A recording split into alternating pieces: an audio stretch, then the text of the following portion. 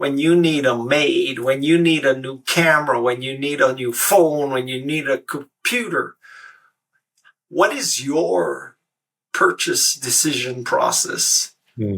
I doubt that it is because Sydney Sweeney said, buy the new Samsung 7 phone. I mean, God bless you if it is. Maybe she knows a lot about phones. I don't know.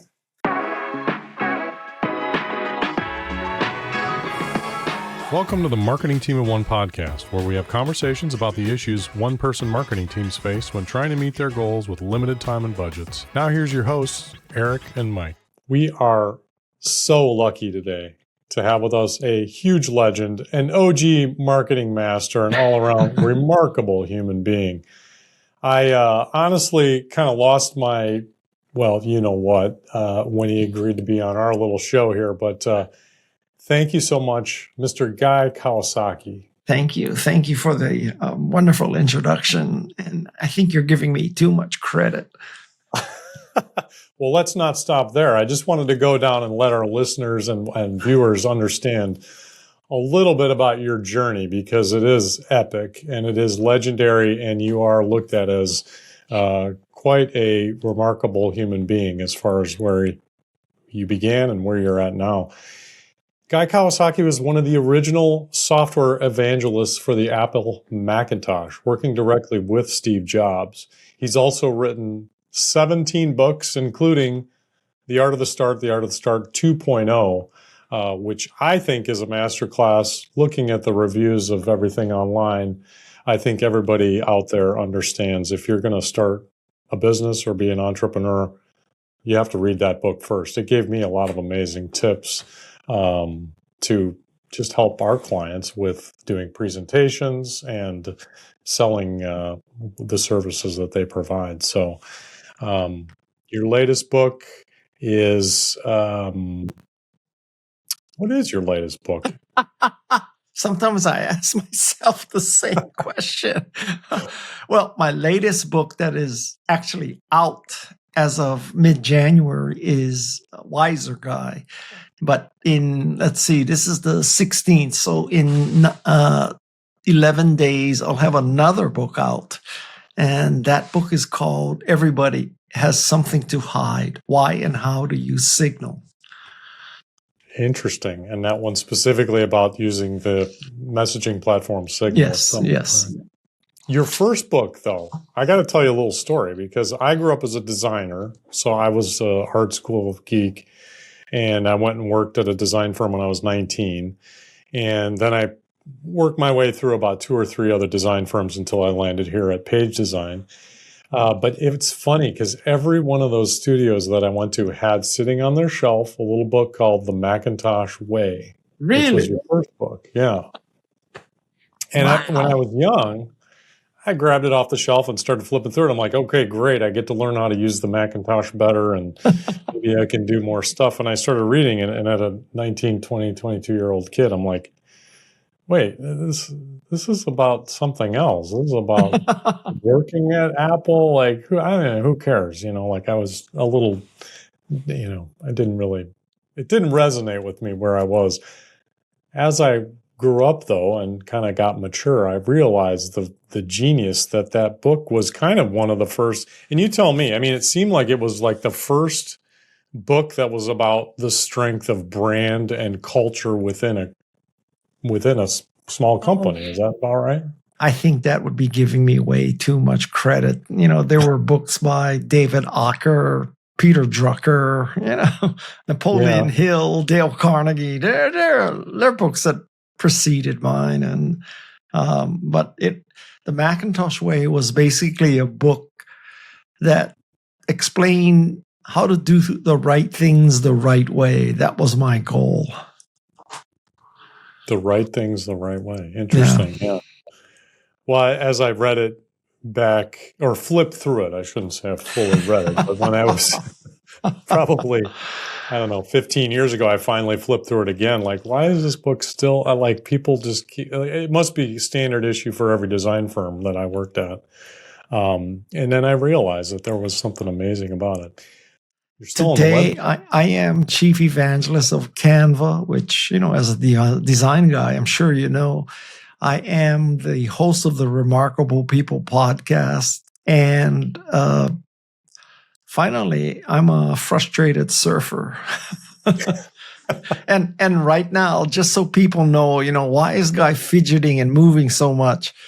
About 5 days ago, I pulled my sciatica and I am in great pain right now. So this is not my usual calm, contemplative state.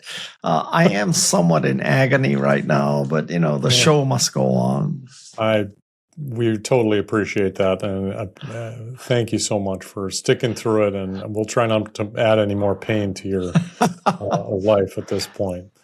Well, let's talk a little bit about that. Chief evangelist for Canva. Yes, we talk about Canva all the time, and we agree. It's one of the greatest tools that democratizes graphic design. You don't have to learn Photoshop and Illustrator and all those crazy tools that it takes a lot to learn at this point. What is a chief brand evangelist? Because you've been one also for, obviously, Apple, but also Mercedes-Benz, a few other organizations. What does that mean? To go back to the basics, evangelism comes from a Greek word that means bringing the good news. So what an evangelist does is bring the good news. I brought the good news of Macintosh, how it made people more creative and productive. I am bringing the good news of Canva. As you say, it has democratized design and enabled everybody to become a much better communicator.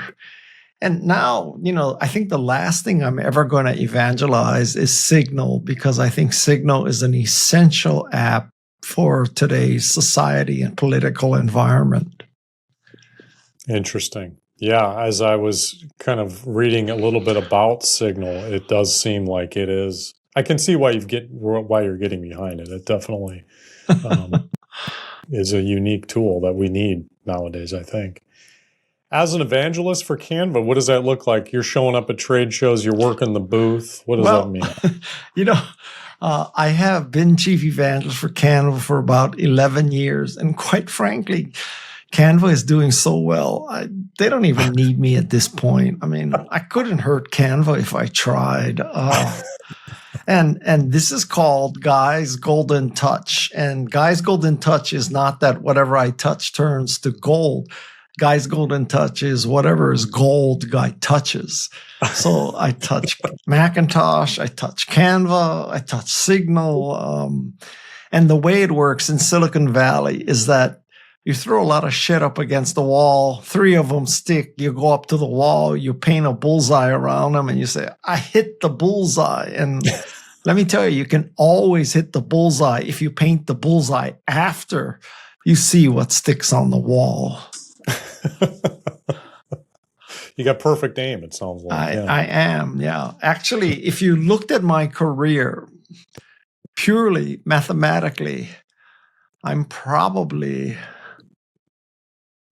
maybe 4 for 40. I mean, something like that. But those 4 were Super Bowl or Shaquille O'Neal's a better free throw shooter than I'm a picker of businesses. Well, that's interesting. I think that brand evangelism is something that I think is entering more of the lexicon of a lot of marketing people. They understand with the strength of influencer marketing and things like that. I think it kind of plays. Is it similar to influencer marketing at this point? Obviously I'm not an 18-year-old babe with, parts of my body hanging out. So I'm not that kind of influencer. I would say that one of the key tenets of evangelism is you truly have to believe that what you evangelize is good news. I truly do believe that Macintosh is good news, Canva is good news, Signal is good news. Now, if you look at your random TikTok or Instagram Reels influencer, it's not clear to me they really believe in that new foundation or that new lipstick or, that new, I don't know, ivermectin or whatever it is. I mean, the thing you should know about evangelism in its purest form is the evangelist has your best interests at heart, not his or hers. So when I tell you to use Canva or Signal or Macintosh, I truly do believe that I have your best interests at heart. Don't get me wrong, all three, well, two of the three, well, actually only one of the three. Well, I mean, I own 4 shares of Apple stock. I own a lot of Canva stock. I have no financial relationship with Signal. So 2 out of the 3, it's good for me if you use Macintosh and Canva. But that's not why I do it. I truly do believe it's good for you. So our audience is solo people who are the marketing department at these companies. Yeah, you've probably seen them. There's maybe 12 people that work at the company. The marketing, there is the one marketing person who does the website. They do all the social. They get the new brochures. They do all the writing. They do all that stuff. Is evangelism part of, or how should they think of evangelism when it comes to their brand or their company? Is it something that we can apply at that scale, or is it something that only applies to larger scale organizations? I don't think it's about the scale or size of the organization. It's really about the goodness of the product or service. So you could have 100,000 person company and they are not evangelistic because, quite frankly, they probably have a piece of crap. I mean, it'd be hard to evangelize cigarettes, for example, right? I mean, how is cigarettes good news? So it's not the size of the organization. I would say it's more dependent on the quality of the product or the service. And I would encourage you, in your small organizations that, yes, it's good if you're evangelistic, but don't think that evangelist is a position. And so, there's, that guy, that girl is the evangelist. It should be that everybody is evangelistic in the company. Everybody should believe that what they do, the product or service, is good news. So it's a state of mind. It's a way of looking at life. And the idea of influencers or trying to hire that is really just, it's counter to the whole explanation that you just laid out for us. I don't think it's relevant at all. If you see a famous, good-looking actor endorse a car brand, I mean, do you really believe that if you went to that actor's house, he's driving a Lincoln Mercury? I kind of doubt it. So, I mean, that's not what I would call evangelism. That's what I would call bought and paid for. So you need to find people who, like, they are using something because they love it. They don't love it because they're paid for it. And that's few and far between. And I would say we've been discussing mostly internal evangelists, but the real power of evangelism is external evangelists. These are your customers. So, Apple has external evangelists who truly believe in iOS. They truly believe in Macintosh. That was especially true during the 1980s and 90s when there were Macintosh user groups. There are people who, Harley Davidson owners, there are people, a lot of car marquees have evangelists. There are Tesla evangelists. I don't know how you could evangelize a Tesla today, but that's another deep hole we could go into. Another podcast. So, I mean, what you really have to look for is, what is motivating the person? Is it a love of the product? Is it my best interests, or is it money and their best interests? Yeah. Your podcast is amazing. You've had so many great guests on there. Brene Brown. I mean, Seth Godin. There's just so many. I try to limit the number of billionaires on my podcast. I think I have had this podcast. I've had about 300 guests. I would guess that maybe 2 or 3 are billionaires. Barry Diller would be one. Reed Hopkins would be another. I don't think Wozniak is a billionaire. Really, I don't. Oh, Mark Benioff. So let's say I have 5 out of 300. So it is, my podcast, we get about 10 requests per day to be on our podcast. Wow. So, so it's 10 per day. That's 50 a week. We only take one. So it's, 1 out of 50. I tell people it is harder to get on my podcast than it is to get into Stanford or Harvard. You got to be select. You got a great product there. I mean, it is an amazing show. The conversations are. What's really interesting is to hear the guests and your influence on them in a past life or whatever. I was thinking of the Seth Godin one. The one when he started talking to you, it was funny to hear his journey and how he relates it back to you a million years ago. Well, it's funny when you started this podcast. You kind of did what happens to me, right? Like, so Guy, I'm looking forward to this podcast. It's such a great honor. When I started the design business 19, I, leafed through your book. It was a big influence, blah, blah, blah, blah. And a lot of times people like Seth Godin or, I don't know, famous people say, yeah, Guy, I've been following you my whole life. I've read your books. You're a big influence on me. And I kind of really don't know what to do with that. Well, first of all, I always try to clarify with them that, that make sure that they understand that I am not the author of Rich Dad, Poor Dad. That's Kiyosaki. I'm Kawasaki. Just make sure you're praising the right person. And about 1 out of 10 times, they do have me wrong. Oh, ouch. I've read his book too. Yours is way more informative. Not that it's a competition, I know. Well, I hate to tell you, but he sold way more copies than I have. Oh, that's the crime. That's a crime of the century right there. I don't get that. So in those conversations, talking to some of the most remarkable people out there, is there something, and they're not all marketing people, I get that, but there were some that definitely speak to marketing. Oh, yeah. When you think back on some of those conversations you have, what are some of the lessons that you think a solo marketer should steal from them, immediately? Well, first of all, I would start with the episodes that feature Bob Cialdini, Cialdini. He wrote the book Influence. So Bob Cialdini is a huge influence on me. And I think every sole marketeer should read his book Influence. So that's one episode. Another is David Acker, Aaker, talks about branding. He's arguably the father of branding. So there's David Acker.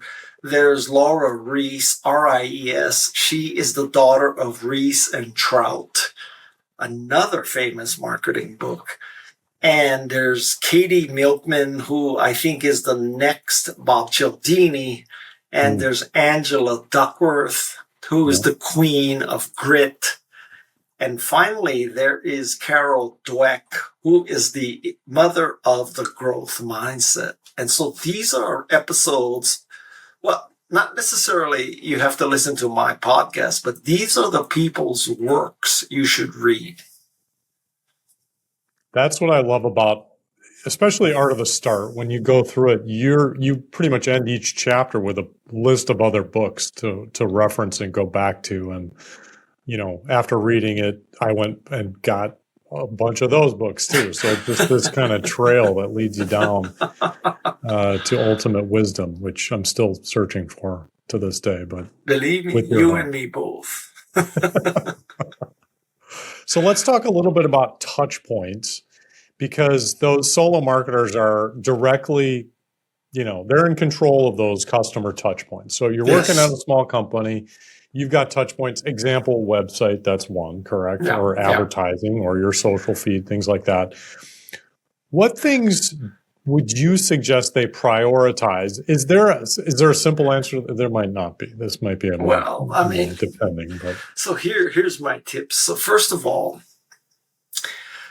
you should go and see or go and be your customer.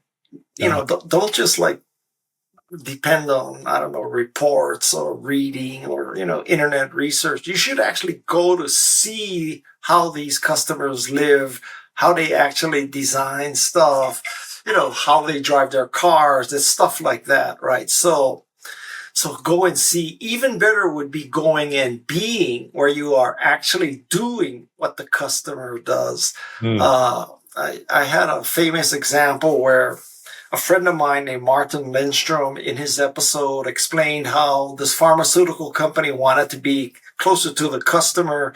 So he took their executives and made them breathe through straws. And at the end of the exercise, he said, you wanted to be closer to your customer. I made you into the customer. That's kind of what a person with asthma feels like, breathing through a straw. So I made you into the customer. So if you're, listening to this podcast, what is the equivalent of breathing through a straw for your customer? That's number one. That's go and be or go and see.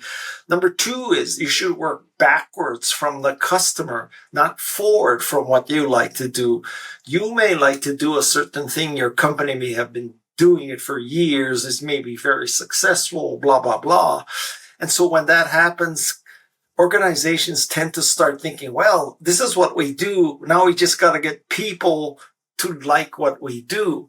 And I think that is the wrong direction. You got to look at what people need, and then you figure out how you can address what they need, not what you like to do.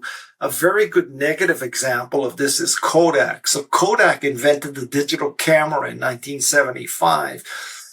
But they work forward, right? They think we're a chemical company. We put chemicals on paper, chemicals on film. That's the business we're in. We got to make people buy more chemicals on paper and chemicals on film. But if Kodak worked backwards, they would figure out that people don't wake up in the morning saying, where can I buy chemicals on paper and film? Kodak was fundamentally in the business of preserving memories. So if you work backwards from the customer who's trying to preserve a memory, you'd look at digital photography and say, you know what? We got this wonderful cash cow called analog photography. We're selling chemicals on paper and film, but we're preserving memories. And man, it is a lot better to preserve a memory digitally, so that you don't need any chemicals. And so you can immediately see if you got the shot, not after you return from Hawaii and after you went to the drugstore and after you dropped off your film and after you picked it up and after you discovered that you had the lens cap on. It'd be nice to know you captured your memories right after you took the picture. So, go and be, go and see, work backwards from the customer. And then the third thing I would highly advise you to is to eat your own dog food. Now, eating your own dog food is related to being your customer. And by this, I mean, before I meant, see the need, the pain that you're addressing for your customer. That's going and being. But another form of going and being is you got to eat what you're cooking. And I would say, a very good example of this is, I don't know, your IT person has convinced you that for security, we need CAPTCHA. So we're going to put everybody, when they sign up for their free account, we're going to give them 16 pictures and we're going to say, identify all the pictures with a crosswalk in it. And I have never, ever, ever done one of those right the first time. So, okay, so now I failed the sidewalk test. Now it says, okay, identify all the pictures with the bicycle in it. I flunked that one too. And then, after you flunk 3 or 4, it says, too many false attempts. Please try again later or something. So, you don't like CAPTCHA. Why are you putting your friends and potential customers through CAPTCHA? Or you tell people, you can have a 30-day trial process. And at the end of 30 days, you can decide if you want to start paying or not. But right now, we want your credit card right now in advance. And then we're going to make it so freaking hard for you to figure out how to cancel. It's not through the Apple Store. you got to click on my profile, and my profile, my account, my billing. And at the very bottom in 6-point times font, it says cancel. And you click on that, and at 404s, and yeah, you're telling me that you want to sign up for a new service, give them your credit card, 30 days of trial, and then figure out, oh my God, is it worth the hassle trying to cancel a $10 monthly charge by spending an hour on the phone telling them to close my account? I mean, this kind of shit happens all the time. I know firsthand because I go through it all the time. Yeah. Evil. On some level. Yeah. It's not easy. It's interesting what you just mentioned, because one of the points that you brought up, and this is kind of counter to what Steve Jobs put into your mind was, don't build what the customer wants, build what you want. How does that seems different a little bit than what you had initially, your first point was, I have two explanations for that. So, first of all, there has only been one Steve Jobs. Okay. So saying that, you should build what you want and then the customers will want it too. Yeah, Steve Jobs can get away with that. Not clear that you and I can get away with that. So that's number one. Number two is to contradict what I just said. I think it is, if you look at the richest vein for successful companies, I would say that it's two guys, two gals, a guy and a gal building the product that they want to use. So they build this Apple One that they want to use, and lo and behold, many other people want to use it. So so that would contradict what I just said. But, a sign of intelligence is that you can hold two contradictory thoughts in your brain at the same time. So I assume that your listeners are intelligent. So I'm giving you two contradictory pieces of advice that, Yes, they are extremely intelligent. So there you go. Yeah, and I think that there's a nuanced version of, both of those sides. And I think that that's where you really have to consider, just be open to both sides of those and then consider it for your situation or your customers and what they're doing. Yeah. The way it really works is you throw a lot of shit up against the wall, as I said before. And then if you're successful, you mention the success. If you fail, you don't mention it. So, I mean, how many books have been written about failures, especially written by the person who failed? Yeah. Who would want to? Yeah, I can hardly wait for Elizabeth Holmes to explain the lessons of Theranos, the Theranos way. A lot of solo marketers are managing the social feeds, and a lot of the social, you mentioned in enchantment, a lot about, trust and being genuine and being out there and being a real person. How do people balance? I'm the person with the phone doing the TikToks for my company. Yeah. Am I now the face of the company? How do they balance that with, is there some sort of nuanced tips or tricks that you could talk about that would help people bridge that a little bit? Again, I'm going to give you advice that is conflicting. So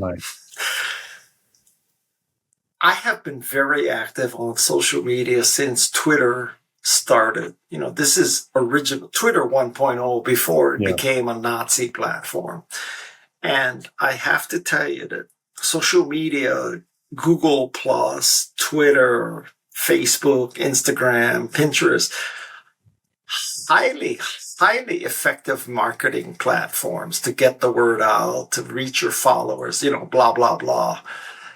And then all of a sudden, now if you have 1 million followers and you post a story and you see 10,000 people looked at it, the logical question is, I got 10,000 people, 1 million people following me. How come only 10,000 people looked at it? and I hate to tell you, it's not necessarily you, but it seems to me that the contract is if I manually, voluntarily decide to follow you, it means I want to see everything you do. So I want the algorithm to be, if I follow you, show me everything Guy did. But that is not the algorithm. Like the algorithm is, I don't know what the algorithm is. If I knew, I would explain it to you, but not everybody who follows you sees it. So this is a long diatribe to tell you that, listen, I have about, I don't know, 7, 8, 9 million followers, of which probably 8.5 million are either dead or Russian bots, but that's a different discussion. So anyway, let's say I have 9 million followers. I wish I could tell you I send a message, a tweet, a post, whatever, a TikTok, whatever. And bada bing, bada bang, 9 million people follow me and a mere 900,000 buy my book. Oh man, that would be, I would freaking be doing backflips with a pulled sciatica if that were true. And so what this whole diatribe is telling you that I, Guy Kawasaki, I freely admit I don't know how to make social media work. I don't know. I don't even know if you can make social media work at this point. So that's the bad news. Now, if I were going to give you a piece of advice about how to try to make your social media work within my negativity, I would say that the true acid test is that you always try to provide value in your posts. Mm-hmm. So it can be educational, it can be inspiring, it can be entertaining. I did not mention that it is a sales promotion. Right? Mm-hmm. So this is going back to, being your own customer. Do you constantly want social media posts that are selling to you? Or do you want social media posts that are educational or inspirational or entertaining or what? If I were an airline and I had a social media, account, I would not be constantly pushing, these are our specials to go from San Jose to Hawaii, or this is our special to go from San Francisco to London. I would not be constantly hammering sales. I would be saying, if you go to Hawaii, these are the top 10 restaurants you have to eat at. Mm-hmm. If you go to London, this is the best way to get from Heathrow to downtown London. So you're adding value. United Airlines is giving me advice about the best places to eat. Hawaiian Airlines is telling me about the best places to surf. They're not just pushing down their brand down my throat constantly. They're adding value. Yeah. Yeah, so that's interesting that you mentioned that social media is, and that's, I kind of agree. It seems like at this point it's a pay to play, and that's probably happened in the last year and a half or 2 years maybe. And it's hard to get really good advice from people other than what you had just given. Be genuine, provide value. But what I freely admit this, what I cannot understand is everybody I talk to just says, yeah, guys, social media is broken. It's not that useful anymore. Well, who the hell is paying Facebook billions of dollars every year? I mean, unless all those people are stupid and giving Facebook money for something that doesn't work, it must be working for them. So somebody has figured out how to make Facebook work, because obviously they get billions of dollars for advertising, and so does Google. So what do I know?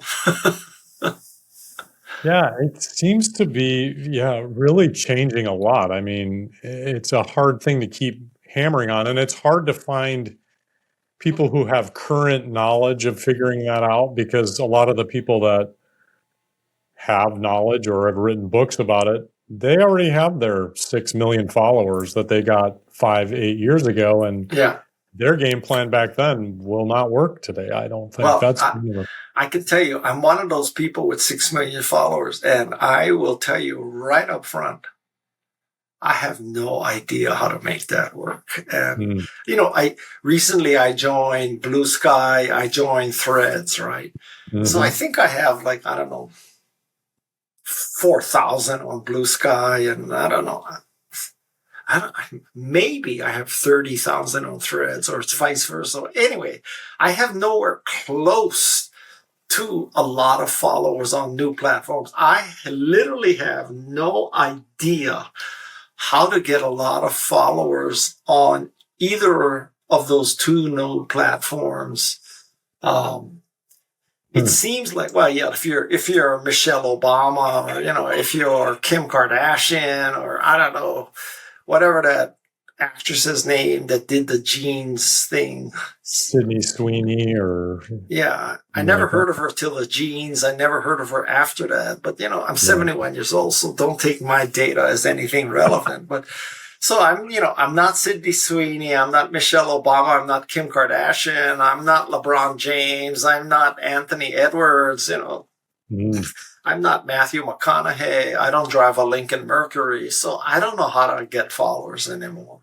I don't know. You in my book, you're right up there with those. You're the Kobe. I know you meant that as a compliment, but I take that as an insult, except for Michelle Obama. But okay. You're the GOAT, man. It's just in my eyes, for sure.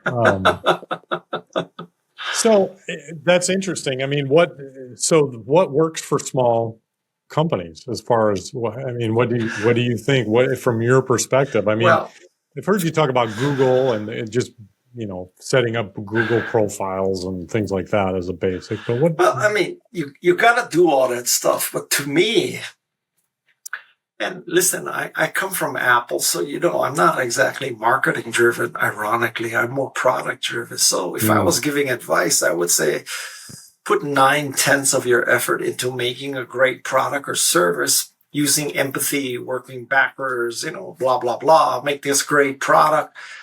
Take care of your customers, and just keep your fingers crossed that word of mouth. Interesting. Customer testimony is what gets customers. I don't know about you, but whenever I pick almost any kind of service or new product, it's not because of the advertising. It's because of the Yelp, or I look at the star ratings. And I realize some of these can be gamed. I ask my friends, it's not like it's because I saw this great Super Bowl commercial that now I'm going to buy crypto. It's so I think it's word of mouth. I mean, a very good test for all your listeners would be when you need something, when you need a maid, when you need a new camera, when you need a new phone, when you need a computer. What is your purchase decision process? I doubt that it is because Sydney Sweeney said, buy the new Samsung 7 phone. I mean, God bless you if it is. Maybe she knows a lot about phones. I don't know. If I were buying a new device, I would follow Marquez Brownlee. Yeah, there you go. Right. Agreed. Right. iJustine, yeah. It seems like YouTube is one of those reference points where you can go to try to do your own research. And I mean, I know that there's algorithms associated with that too, but that does seem like you can get a little bit better. I spend a lot of my day on YouTube watching. Surfing videos? What does a Guy Kawasaki watch? I think I could double my personal productivity if there was a way to turn off YouTube shorts. Because when I go to YouTube and I look at one short and, it's always about, look at this guy stealing this box of Amazon box and blows up in his face. So then I watch about 5 of those. And then the next thing is, look at this elephant fighting this tiger because the tiger attacked her baby. It's a wonder I can get anything done. It's overwhelming. The world today is too much. Yeah. What's one marketing tactic solo marketers should stop doing? Trying to go viral. Yeah. I mean, I think going viral is more or less pure dumb shit luck. So I don't think, one of your marketing strategies is get dumb shit lucky. That strategy doesn't scale. So, stop trying to go viral for crying out loud. Just add value. Yeah, I Just always make a great product. Make a great product. If you think about it, all the millions and millions of social media posts that go out every day, and, of that, you see a tiny, tiny percentage that have gone viral. And you think, oh, yeah, I'll go viral too, right? But the fact is that when you see something like that, you should ask yourself what's missing. So you see these viral videos of the elephant protecting her baby from the tiger, and it goes viral. But you don't see the other 9,999,000, videos of elephants protecting their babies from leopards and pythons and all that. You only see the one that goes viral. So you think, oh my God, yeah, we have a dry cleaning service, but we're going to have a video with an elephant protecting her baby from a tiger. And we're going to go viral, and then we're going to get people to come use our dry cleaning service. Nice. I don't know. Walk me through that line of reasoning there.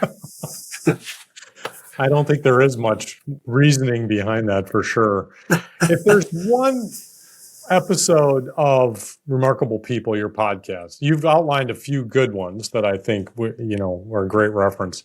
What's one that you would? This is my final question. Then I want to talk about your book a little bit, your next book. But is there one that just stands out as like, this is really, and it doesn't even have to be marketing related, just, great human beings. Jane Goodall, I know. Maybe up there. You took the words right out of my mouth.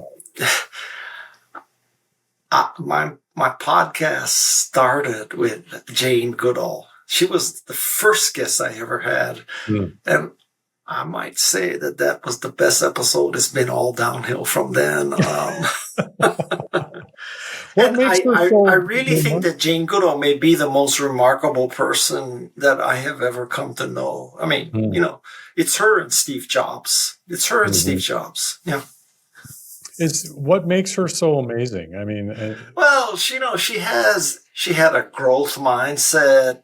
She is gritty, and she's so gracious.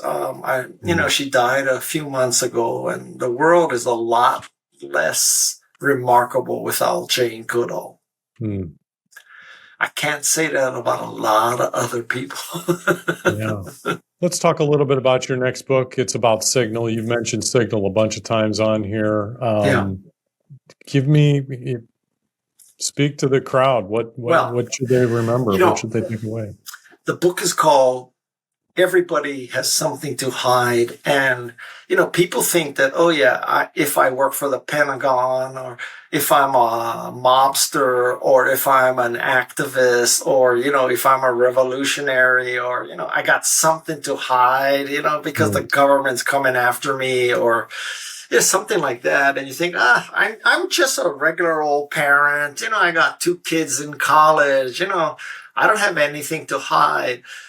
I would say, ask yourself this deep philosophical question. Do you ever text to your kids something that you would not want on a billboard on the side of a highway? Okay. And if the answer to that question is yes, you should use Signal. So let me give you some examples as a parent. I know I have sent my name and password to my kids to use my credit card. I know they have sent me their name and password to sign into some system to help them figure out their housing or their insurance policy or something, right? So we're passing along banking information. We're passing along account information on what I consider platforms that are not secure and private enough. Let's say that you're working for a company and you want to reach out to your best friend because you found out the company is polluting the river, and you think, oh man, I don't know what to do. Should I blow the whistle or not? Man, I would not put that on WhatsApp. You could also be on the recipient side, right? So you're just fat, dumb, and happy, living a completely clean and legal life. And all of a sudden, out of the blue, your niece in Texas says, I miss my period, uncle. I don't know what to do. wow, man. And, that's an incoming text. And so it's not just what you initiate, it's also what comes into you. And sometimes you have to be cognizant that it's not what you say, but you also need to protect the other side because they don't know what they're doing, right? So I'm just trying to make the case that Signal is the best way to do this. It's encrypted. They don't store any data. It's one of those things where I think even on their website, they post all of the requests for information and all those things on their website because let me in case there's any hardcore crypto secret and algorithm encryption guys listening or gals listening to this, there are many end-to-end encrypted messaging systems, including WhatsApp, Apple's messages, Signal, but there's two issues here. So the message is encrypted, but the metadata is information like who was it sent to, when was it sent to, how was it sent, when, what, all that kind of stuff. And Signal only retains 3 pieces of information, which is the phone number, when the account was opened, and when was the account last used. Those 3 pieces of information of metadata Signal has. It keeps nothing else. It has nothing else. Interesting. And in this political environment that we're living in today, it's all the more important to keep things as secure as possible, for sure. Yeah. Well, Mr. Kawasaki, thank you so much. This has been an honor to talk to you. You're I've been welcome. 20 years for decades. You are a true, remarkable human being, and I love everything you're putting out in the universe. Thank you so much. All right. My pleasure. And okay, so it's perfect timing. Everybody has something to hide. My Signal book comes out on January 28th. And for the first 5 days, I'm giving it away for free. After that, it goes up to the astronomical price of $4.04, i.e. 404. It's Kindle only. It's only digital because I wanted to make it free like this. I wanted to make it cheap even after it was free. And Signal changes a lot, so I have to revise the book a lot. You can't do that with a book where there's 100,000 in print. So I'm going electronic only, at least for a while. So, yeah. Well, that's a wonderful contribution and super helpful, I think, for everybody out there. Thank you so much. All right. Thank you. Thanks for tuning in. For more information and other episodes, subscribe to the Marketing Team of One podcast on YouTube, Apple, or Spotify podcast networks. You can also chat with us on the r/Marketing Team of One subreddit or visit marketingteamofone.com to learn more.